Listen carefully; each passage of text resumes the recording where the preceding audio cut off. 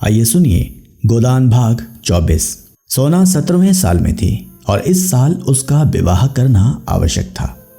होरी तो 2 साल से इसी फिक्र में था, पर हाथ खाली होने से कोई काबू न चलता था। मगर इस साल जैसे भी हो उसका विवाह कर देना ही चाहिए, चाहे कर्ज लेना पड़े, चाहे खेत गिरों रखना पड़े। और अकेले होरी की बात चलती तो 2 साल पहले ही विवाह हो गया होता। वह किफायत से काम करना चाहता था, पर धनिया कहती थी कितना ही हाथ बांध कर खर्च करो, 200-250 लग जाएंगे। जुनिया के आ जाने से बिरादरी में इन लोगों का स्थान कुछ हेठा हो गया था और बिना 100-200 दिए कोई कुलीन वर न मिल सकता था। पिछले साल चैती में कुछ मिला था तो पंडित दाता दीन का आधा साझा, मगर पंडित जी ने बीज और मजूरी का कुछ ऐसा ब्यौरा बताया कि होरी के हाथ 1/4 से ज्यादा अनाज न लगा और लगान देना पड़ गया पूरा। ऊख और सन की फसल नष्ट हो गई, सन तो वर्षा अधिक होने और ऊख दीमक लग जाने के कारण। हाँ, इस साल चैती अच्छी थी और ऊख भी खूब लगी हुई थी। विवाह के लिए गल्ला तो मौजूद था, 200 रुपये भी हाथ आ जाए तो कन्या ऋण से उसका उद्धार हो जाए। अगर गोबर 100 रुपये की मदद कर दे तो बाकी 100 रुपये होरी को आसानी से मिल जाएंगे। झिंगुरी सिंह और मंगरू साहा दोनों ही अब कुछ नर्म पड़ गए थे। जब गोबर प्रदेश में कमा रहा है तो उनके रुपए मारे ना जा सकते थे। एक दिन होरी ने गोबर के पास 2-3 दिन के लिए जाने का प्रस्ताव किया, मगर धनिया अभी तक गोबर के वे कठोर शब्द न भूली थी। वह गोबर से 1 पैसा भी न लेना चाहती थी, किसी तरह नहीं। होरी ने झुंझुला कर कहा, लेकिन काम कैसे चलेगा ये बता। धनिया सिर हिलाकर बोली, मान लो गोबर प्रदेश ना गया होता तब तुम क्या करते, वही अब करो। होरी की जबान बंद हो गई। एक क्षण बाद बोला, मैं तो तुझसे पूछता हूं। धनिया ने जान बचाई, ये सोचना मर्दों का काम है। होरी के पास जवाब तैयार था, मान ले मैं ना होता, तू ही अकेली रहती, तब तू क्या करती, वह कर। धनिया ने तिरस्कार भरी आंखों से देखा, तब मैं कुछ कन्या भी दे देती तो कोई हंसने वाला न था। कुछ कन्या होरी भी दे सकता था, इसी में उसका मंगल था। लेकिन कुल मर्यादा कैसे छोड़ दे। उसकी बहनों के विवाह में 300-300 बाराती द्वार पर आए थे। दहेज भी अच्छा ही दिया गया था। नाच तमाशा, बाजा गाजा, हाथी घोड़े सभी आए थे। आज भी बिरादरी में उसका नाम है, 10 गांव के आदमियों में उसका हेल मेल है। कुछ कन्या देकर वह किसे मुंह दिखाएगा, इससे तो मर जाना अच्छा है। और वह क्यों कुछ कन्या दे, पेड़ पालो है, जमीन है और थोड़ी सी साख भी है। अगर वह 1 बीघा भी बेच दे तो 100 मिल जाए। लेकिन किसान के लिए जमीन जान से भी प्यारी है, कुल मर्यादा से भी प्यारी। और कुल 3 ही बीघे तो उसके पास है। अगर 1 बीघा बेच दे तो फिर खेती कैसे करेगा। कई दिन इसी हैस बैस में गुजरे। होरी कुछ फैसला न कर सका। दशहरे की छुट्टियों के दिन थे। झिंगुरी सिंह, पटेश्वरी और नोखेराम तीनों ही सज्जनों के लड़के छुट्टियों में घर आए थे। तीनों अंग्रेजी पढ़ते थे और यद्यपि तीनों 20-20 साल के हो गए थे, पर अभी तक यूनिवर्सिटी में जाने का नाम न लेते थे। एक क्लास में 2-2, 3-3 साल पढ़े रहते। तीनों की शादियां हो चुकी थी। पटेश्वरी के सपूत बिंदेश्वरी तो एक पुत्र के पिता भी हो चुके थे। तीनों दिन भर ताश खेलते, भंग पीते और छैला बने घूमते। दिन में कई बार होरी के द्वार की ओर ताकते हुए निकलते और कुछ ऐसा संजोग होता कि जिस वक्त वे निकलते उसी वक्त सोना भी किसी न किसी काम से द्वार पर आ खड़ी होती। इन दिनों वह वही साड़ी पहनती थी जो गोबर उसके लिए लाया था। यह सब तमाशा देख देख कर होरी का खून सूखता जाता था, मानो उसकी खेती चौपट करने के लिए आकाश में ओले वाले पीले बादल उठे चले आते हों।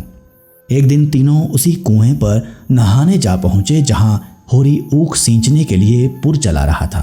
सोना मोट ले रही थी। होरी का खून खौल उठा। उसी सांझ को वह दुलारी सहुआइन के पास गया। सोचा औरतों में दया होती है, शायद इसका दिल पसीज जाए और कम सूद पर रुपए दे दे। मगर दुलारी अपना ही रोना ले बैठी। गांव में ऐसा कोई घर न था जिस पर उसके कुछ रुपए न आते हों।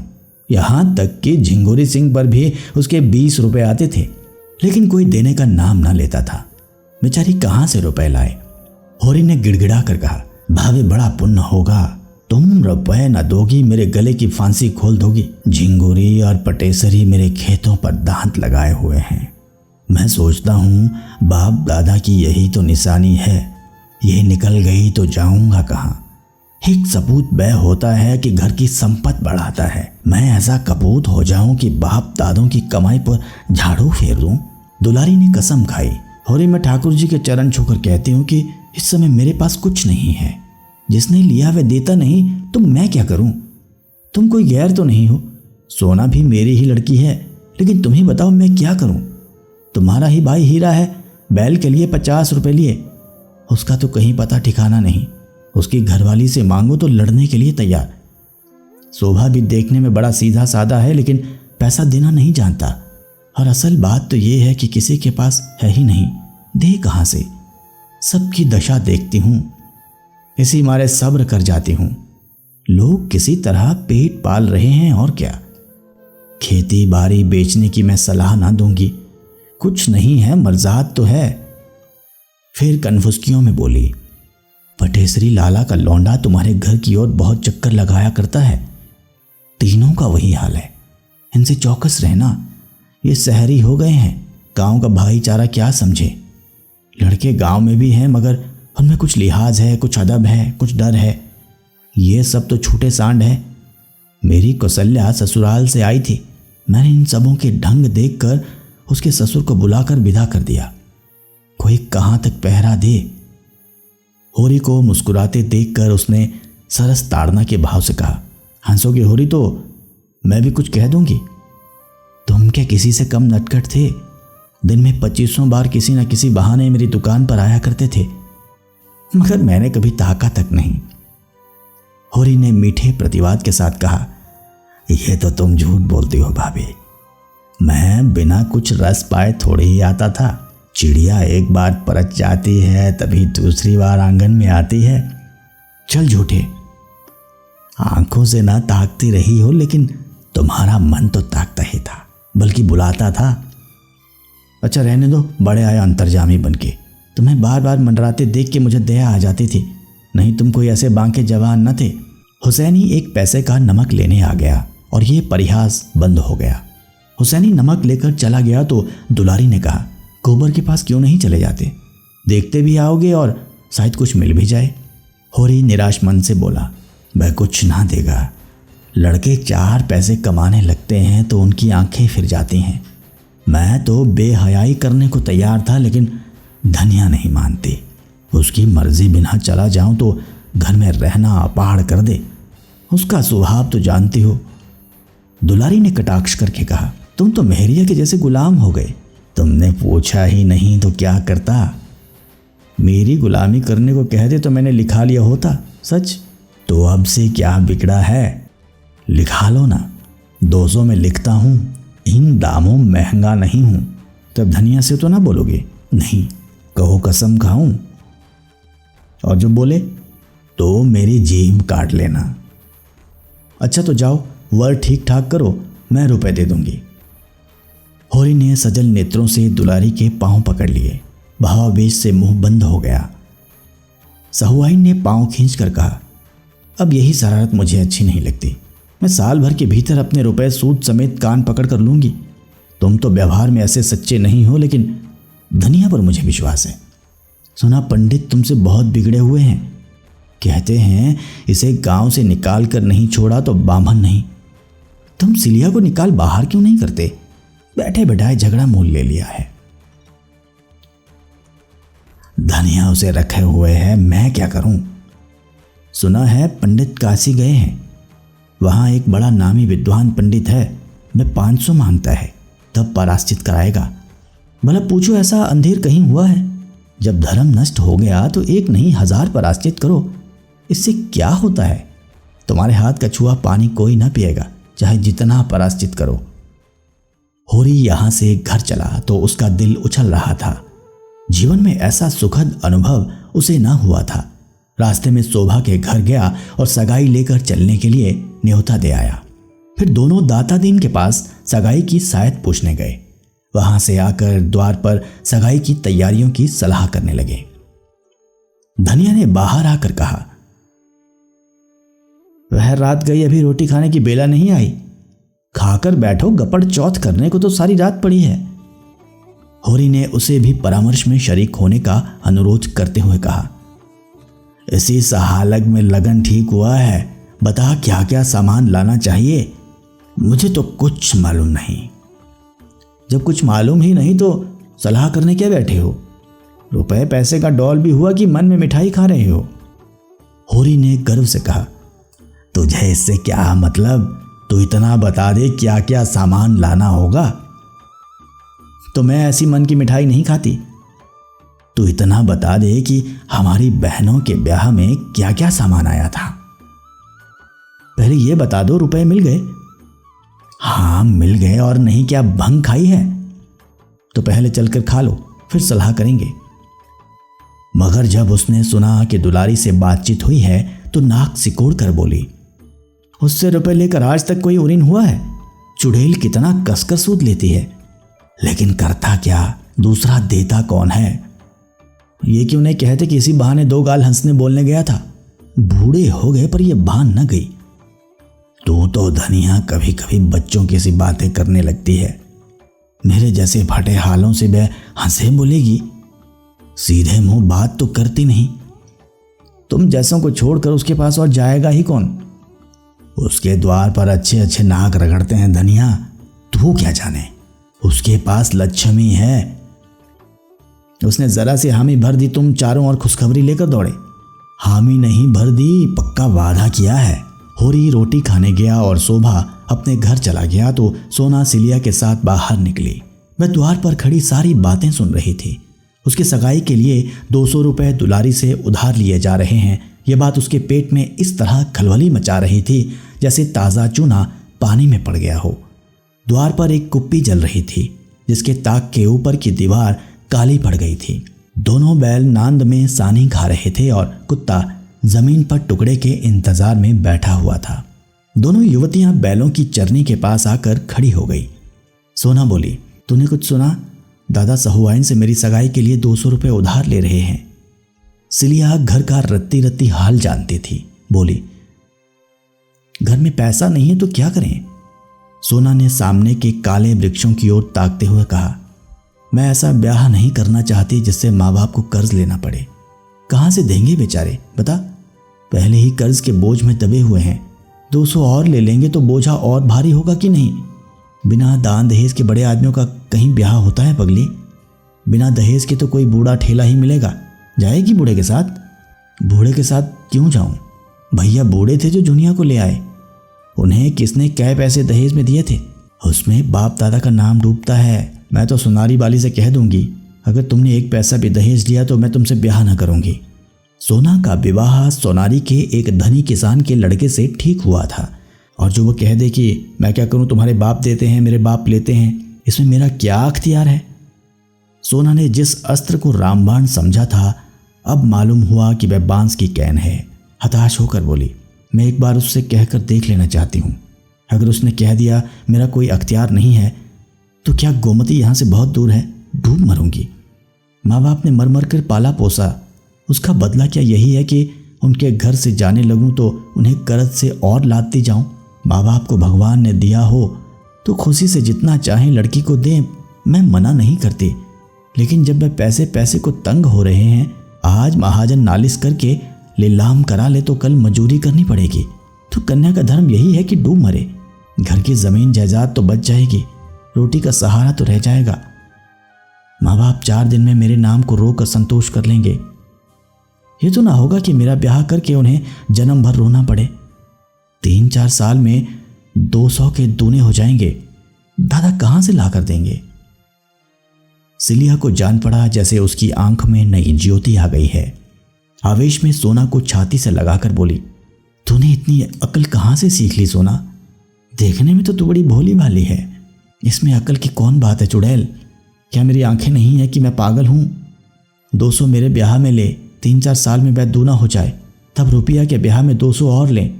जो कुछ खेती बाड़ी है सब लीलाम तिलाम हो जाए और द्वार द्वार पर भीख मांगते फिरे। यही ना? इससे तो कहीं अच्छा है कि मैं अपनी जान दे दूं। मुंह अंधेरे सुनारी चली जाना और उसे बुला लाना। मगर नहीं, बुलाने का काम नहीं। मुझे उससे बोलते लाज आएगी। तू ही मेरा ये संदेश कह देना। देख क्या जवाब देते हैं। कौन दूर है, नदी के उस पार ही तो है। कभी कभी ढोर लेकर इधर आ जाता है। एक बार उसकी भैंस मेरे खेत में पड़ गई थी तो मैंने उसे बहुत गालियां दी थी। हाथ जोड़ने लगा। हाँ ये तो बता, इधर मतई से तेरी भेंट नहीं हुई? सुना बामन लोग उन्हें बिरादरी में नहीं ले रहे हैं। सिलिया ने हिकारत के साथ कहा। बिरादरी में क्यों न लेंगे? हाँ, बूढ़ा रुपए नहीं खर्च करना चाहता। इसको पैसे मिल जाए तो झूठी कंगा उठा ले। लड़का आजकल बाहर उसारे में टिक्कड़ लगाता है, तो उसे छोड़ क्यों नहीं देती? अपनी बिरादरी में किसी के साथ बैठ जा और आराम से रह। वह तेरा अपमान तो ना करेगा। हाँ रे, क्यों नहीं। मेरे पीछे उस बेचारे की इतनी दुर्दशा हुई, अब मैं उसे छोड़ दूं? अब मैं चाहे पंडित बन जाए चाहे देवता बन जाए, मेरे लिए तो वह वही मतई है जो मेरे पैरों पर सिर रगड़ा करता था। और बामन भी हो जाए और बामनी से ब्याह भी कर ले, फिर भी जितनी उसकी सेवा मैंने की है वह कोई बामनी क्या करेगी। अभी मान मर्जाद के मोह में वह चाहे मुझे छोड़ दे, लेकिन देख लेना फिर दौड़ा आएगा।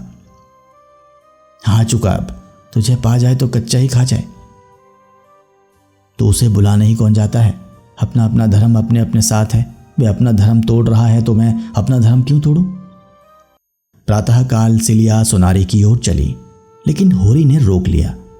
धनिया के सिर में दर्द था, उसकी जगह क्यारियों को बनाना था। सिलिया इनकार न कर सकी। यहां से जब दोपहर को छुट्टी मिली तो वह सोनारी चली।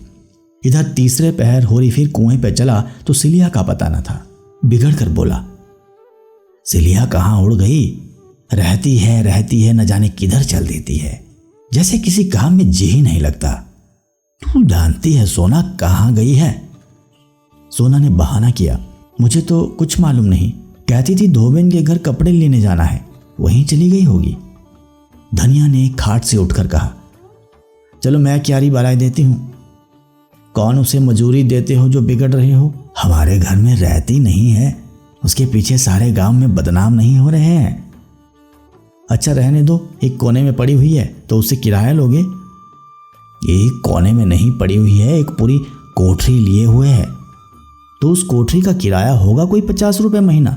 उसका किराया 1 पैसा नहीं, हमारे घर में रहती है, जहां जाए पूछ कर जाए। आ जाती है तो खबर लेता हूं। पुर चलने लगा। धनिया को होरी ने न आने दिया। रूपा क्यारी बनाती थी और सोना मोट ले रही थी। रूपा गीली मिट्टी के चूल्हे और बर्तन बना रही थी और सोना सशंक आंखों से सोनारी की ओर ताक रही थी। शंका भी थी, आशा भी थी।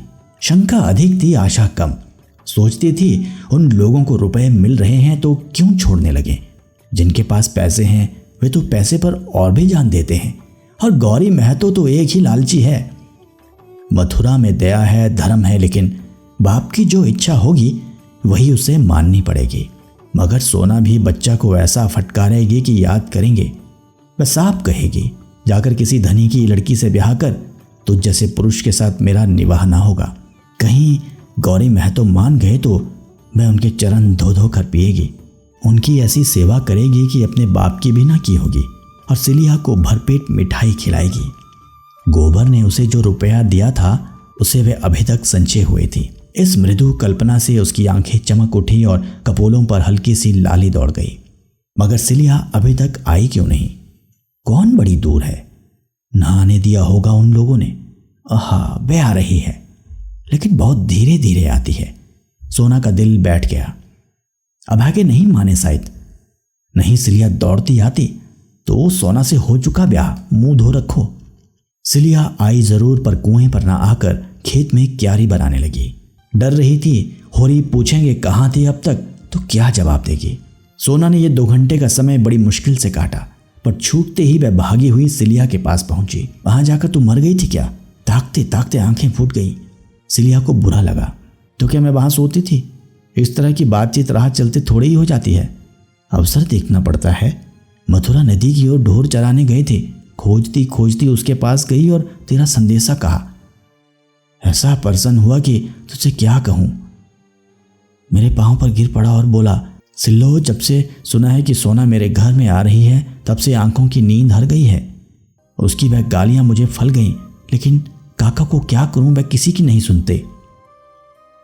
सोना ने टोका, तो ना सुने, सोना भी जिद्दिन है, जो कहा है वह कर दिखाएगी, फिर हाथ मलते रह जाएंगे। बस उसी क्षण ढोरों को वहीं छोड़ मुझे लिए हुए गौरी महतो के पास गया। महतो के 4 पुर चलते हैं, कुआं भी उन्हीं का है, 10 बीघे का ऊख है। महतो को देख के मुझे हंसी आ गई, जैसे कोई घसियारा हो। हाँ, भाग का बली है, बाप बेटे में खूब कहा सुनी हुई। गौरी महतो कहते थे, तुझसे क्या मतलब, मैं चाहे कुछ लूं या ना लूं, तू कौन होता है बोलने वाला। मथुरा कहता था, तुमको लेना देना है तो मेरा ब्याह मत करो, मैं अपना ब्याह जैसे चाहूंगा कर लूंगा।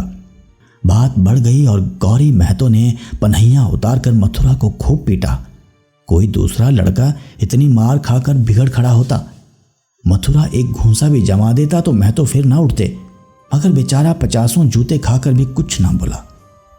आंखों में आंसू भरे मेरी और गरीबों की तरह ताकता हुआ चला गया। तब महतो मुझ पर बिगड़ने लगे, सैकड़ों गालियां दी, मगर मैं क्यों सुनने लगी थी। मुझे उनका क्या डर था, मैंने सफा कह दिया, महतो 200-300 कोई बारीक रकम नहीं है, और होरी महतो इतने में बिक ना जाएंगे, ना तुम ही धनवान हो जाओगे, वह सब धन नाच तमाशे में ही उड़ जाएगा। हाँ, ऐसी बहू ना पाओगे। सोना ने सजल नेत्रों से पूछा। महतो इतनी ही बात पर उन्हें मारने लगे। सिलिया ने यह बात छिपा रखी थी। ऐसी अपमान की बात सोना के कानों में ना डालना चाहती थी, पर यह प्रश्न सुनकर संयम न रख सकी। बोली, वही गोबर भैया वाली बात थी। महतो ने कहा, आदमी जूठा तभी खाता है जब मीठा हो, कलंक चांदी से ही धुलता है। इस पर मथुरा बोला, काका कौन घर कलंक से बचा हुआ है। हाँ, किसी का खुल गया, किसी का छिपा हुआ है। गौरी महतो भी पहले एक चमारिन से फंसे थे, उससे 2 लड़के भी हैं। मथुरा के मुंह से इतना निकलना था कि ढोकरे पर जैसे भूत सवार हो गया। जितना लालची है उतना ही क्रोधी भी, बिना लिए न मानेगा। दोनों घर चली। सोना के सिर पर चरसा, रस्सा और जुए का भारी बोझ था, पर इस समय वह उसे फूल से भी हल्का लग रहा था। उसके अंतस्थल में जैसे आनंद और सफुर्ती का सोता खुल गया हो। मथुरा की वह वीर मूर्ति सामने खड़ी थी और वह जैसे उसे अपने हृदय में बिठाकर उसके चरण आंसुओं से पखार रही थी, जैसे आकाश की देवियां उसे गोद में उठाए आकाश में छाई हुई लालिमा में लिए चली जा रही हों। उसी रात को सोना को बड़े जोर का ज्वर चढ़ गया। तीसरे दिन गौरी महतो ने नाई के हाथ एक पत्र भेजा। स्वस्ते श्री सर्वोपमा, जोग श्री होरी महतो को गौरी राम का राम राम बांचना। आगे जो हम लोगों में दहेज की बातचीत हुई थी उस पर हमने शांत मन से विचार किया। समझ में आया कि लेन देन से वर और कन्या दोनों ही के घर वाले जेरबार होते हैं। जब हमारा तुम्हारा संबंध हो गया तो हमें ऐसा व्यवहार करना चाहिए कि किसी को ना अखरे। तुम दान दहेज की ओर कोई फिक्र मत करना, हम तुमको सौगंध देते हैं, जो कुछ मोटा महीन जुड़े बारातियों को खिला देना। हम वह भी न मांगेंगे, रसद का इंतजाम हमने कर लिया है। हाँ, तुम खुशी खुर्मी से हमारी जो खातिर करोगे वह सिर झुकाकर स्वीकार करेंगे। होरी ने पत्र पढ़ा और दौड़ते हुए भीतर जाकर धनिया को सुनाया। हर्ष के मारे उछल पड़ता था, मगर धनिया किसी विचार में डूबी बैठी रही। एक क्षण के बाद बोली, ये गौरी महतो की भलमनसी है, लेकिन हमें भी तो अपने मर्जाद का निबाह करना है। संसार क्या कहेगा, रुपया हाथ का मैल है, उसके लिए कुल मर्जाद नहीं छोड़ा जाता। जो कुछ हमसे हो सकेगा देंगे और गौरी महतो को लेना पड़ेगा। तुम यही जवाब लिख दो। माँ बाप की कमाई में क्या लड़की का कोई हक नहीं है? नहीं, लिखना क्या है, चलो मैं नाई से संदेशा कहलाई देती हूँ। होरी हतबुद्धि सा आंगन में खड़ा था और धनिया उस उदारता की प्रतिक्रिया में जो गौरी महतो की सज्जनता ने जगा दी थी संदेशा कह रही थी। फिर उसने नाई को रस पिलाया और विदाई देकर विदा किया। मैं चला गया तो होरी ने कहा, ये तूने क्या कर डाला धनिया, तेरा मिजाज आज तक मेरी समझ में ना आया। वो आगे भी चलती है पीछे भी चलती है। पहले तो इस बात पर लड़ रही थी कि किसी से 1 पैसा कर्ज मत लो, कुछ देने दिलाने का काम नहीं है, और जब भगवान ने गौरी के भीतर बैठकर ये पत्र लिखवाया तो तूने कुल मर्जाद का राग छेड़ दिया। तेरा मरम भगवान ही जाने। धनिया बोली, मुंह देखकर बीड़ा दिया जाता है, जानते हो कि नहीं। तब गौरी अपने शान दिखाते थे, अब वह भलमनसी दिखा रहे हैं। ईंट का जवाब चाहे पत्थर हो, लेकिन सलाम का जवाब तो गाली नहीं है। होरी ने नाक सिकोड़ कर कहा, तो दिखा अपने भलमनसी, देखें कहां से रुपए लाती है। धनिया आंखें चमका कर बोली, रुपए लाना मेरा काम नहीं, तुम्हारा काम है। मैं तो दुलारी से ही लूंगा, ले लो उसी से, सूद तो सभी लेंगे, जब डूबना ही है तो क्या तालाब और क्या गंगा। होरी बाहर आकर चिलम पीने लगा। कितने मजे से गला छूटा जाता था, लेकिन धनिया जब जान छोड़े तब तो जब देखो उल्टी ही चलती है। इसे जैसे कोई भूत सवार हो जाता है। घर की दशा देखकर भी इसकी आंखें नहीं खुलती।